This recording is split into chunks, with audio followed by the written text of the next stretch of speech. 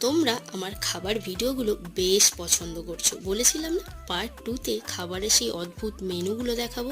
চলে এসেছি খাবার জায়গায়।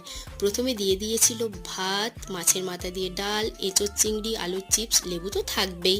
তারপরে দিয়ে দিয়েছিল মাছটা বেশ ফ্রেশ অ্যান্ড জুসি ছিল।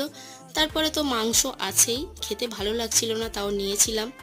এই যে বেশ জমিয়ে খাচ্ছি কিন্তু। তারপরে দিয়ে দিয়েছিল আমের চাটনি, পাঁপড়, ওই যে ল্যাংচা মতো যে মিষ্টিটা, ওটা বেশ খেতে সুন্দর ছিল। আর এখানকার মিষ্টি নাকি অনেক ফেমাস।